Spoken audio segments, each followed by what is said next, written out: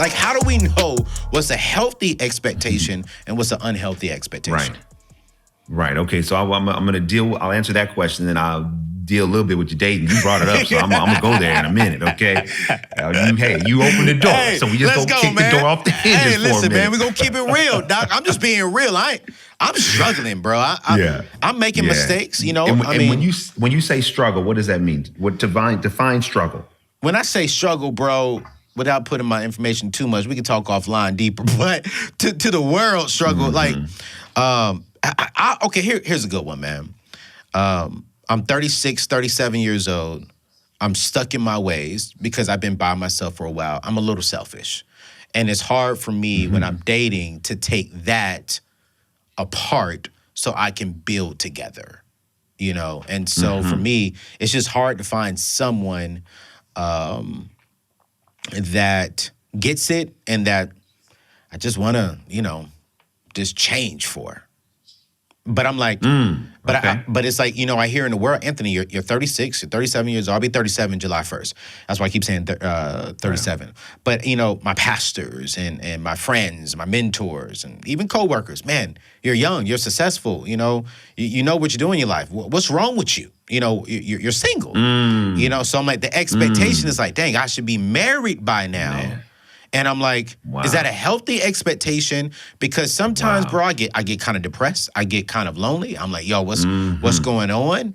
And then it forces me to go out there and probably date people I shouldn't be dating, man. I'm just going to be 100. Right. Hey, we're keeping it real. I appreciate you keeping it real. But talk to us, man. Talk to me. Talk to us. Because I think there's other people out there, too, who are like, okay, yeah, he's right. You know, I'm 30 years old as a woman, and there's a guy out there saying because I have a baby and I'm not married, you know, you should be married by now, you know, or this and that. So how do we know what's healthy for us, bro? Because we need some help. Yeah, man. Listen, this is why I wrote this book. So Live Free. This book is divided into 4 different sections. Yeah. So to learn how to set expectations in every section. So there's personal, there's cultural, there are relational, and there's professional. Okay. In the relational section, one of the chapters is called "There's No Cure for Singleness because Singleness is Not a Disease." Bro, I mean, I have it right here. That's question number 11, man. Why are some ways singles, what are some ways singles can set expectations early in a dating relationship? You already ahead of me, man. We're going to go there, DeVon. I know we're going to go there. I got you. And I'm going to answer your question about whether you know it's an expectation you should have or not. But I'm using this to answer the bigger question, which is how do you know if you should have the expectation or how you shouldn't? Yeah. Here's this is so important. It's such a good conversation. I pray anyone watching or listening takes this in. Yeah. Because what you're describing is what happens in the culture. We feel the outside pressure to live a life not of our choosing. Because how do you know if it's an expectation you're supposed to have? If it's an expectation that's healthy, it brings you joy. Okay. If it's an expectation that's destructive, it brings you pain. When you go to the gym, you endure the stress of the gym, but it's a joyful pain. It's a joyful stress, right? Yes. Yeah. Because you are becoming better. When you go and do something that's not really in your heart to do, it's just pain for the sake of pain because it's not in your spirit. Yeah.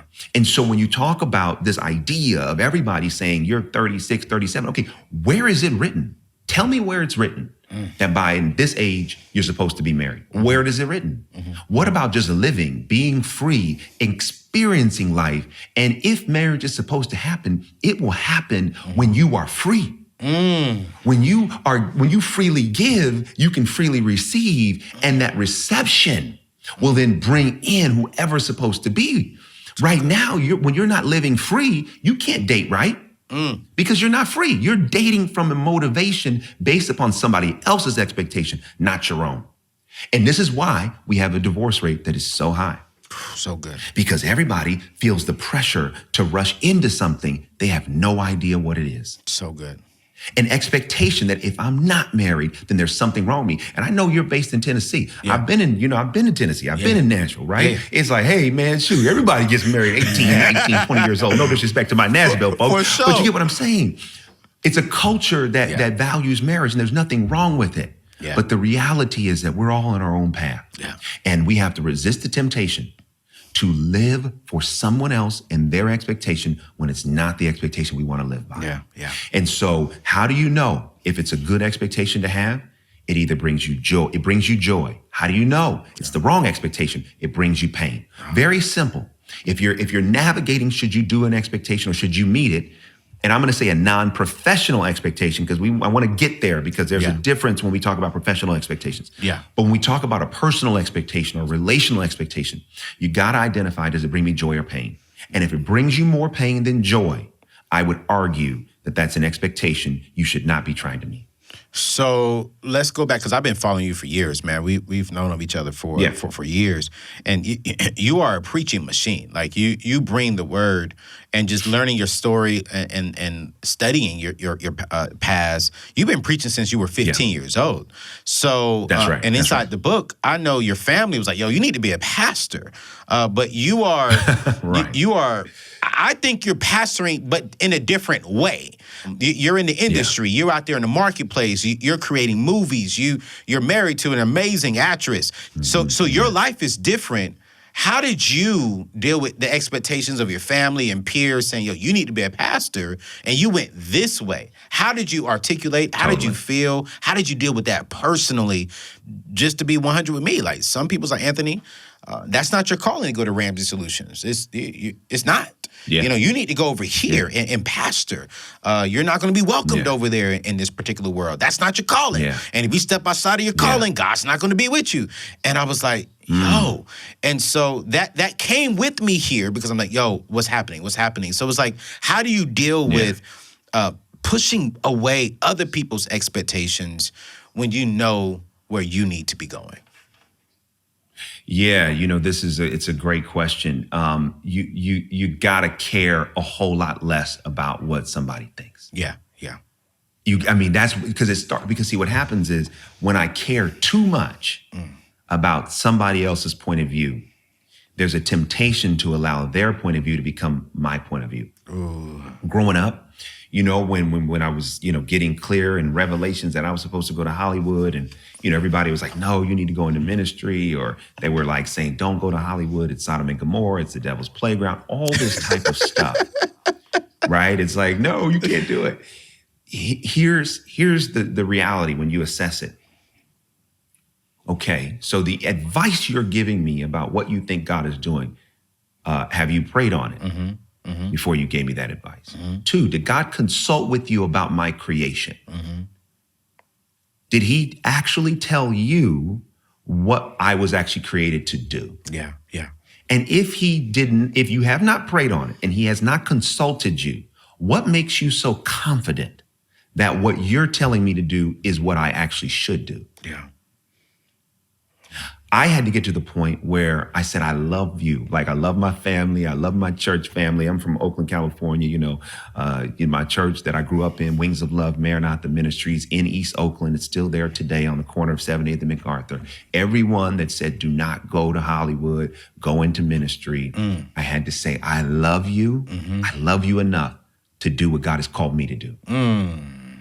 And I love me enough. I love me enough to go even if you say don't. Because I have got to go on this journey called life. I've got to go figure this out. And guess what? I might be wrong. And guess what? That's okay. But what I can't do is miss out on my destiny because I don't want to disappoint you. And bro, this is the balance.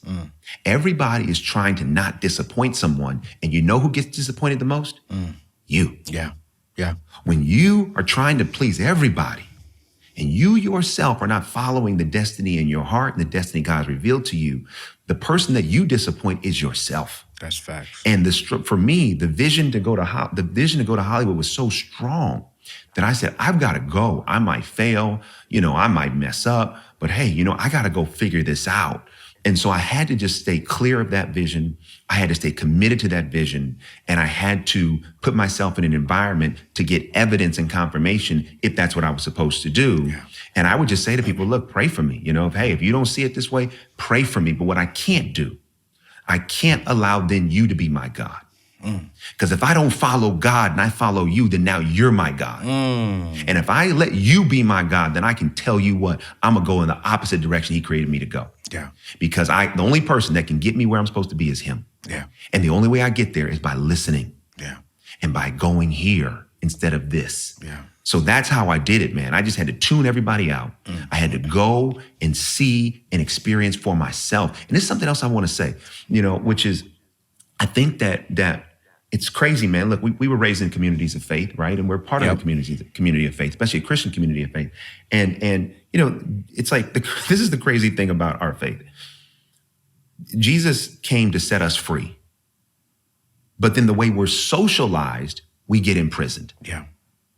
The way we're socialized from a faith perspective is you can't do this and you can't do that. And you better be careful here and you better be careful there. And we learn to perform for everybody. Yeah.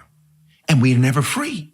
Who the Son sets free is free indeed. So if he freed us from sin, how is it that we allow ourselves to live in a prison of somebody else's thoughts and opinions about what we should and shouldn't do? Yeah. And this is why I believe our community is one of the most judgmental communities on the planet, because people are not free. And if I'm free, guess what? I want you to be free. Yeah. Yeah. But if I'm not free, then no, you can't be free either. And if I was judged and I can't wear a certain thing and say a certain thing, then you can't either. So this is so important. I got to the point where I was like, listen, y'all gonna just talk about me. I mean, even to this day, I got people on YouTube that don't know me talking bad about me. And it's okay. I don't even get mad at it. I just say, you know what? It comes with the territory.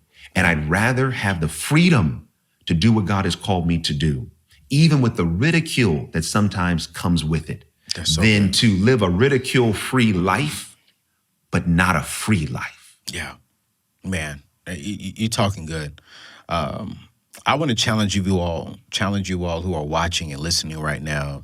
If you are in a season to where you're kind of fearful of the ridicule, you're fearful of what people will say. And so you're giving into their expectations. You're giving into the culture's expectation, but not the expectation that God has for you in your life. I want you to just write your name in the YouTube comments. If you're listening on podcast, jump over to YouTube. I want you to write your name. And I'm going to put my name on there too. And I'm going to pray over the names this week. This entire week. So I'm going to give you this whole week. Put your name on there. Don't put what's going on. It's none of our business to know what's going on. But if I see your name, I'm going to say your name out loud. I don't care if it's 1,000 people. I'm going to say it out loud, say my name out loud, and I'm going to be praying for you because I believe what DeVon is saying right now is real for a lot of us.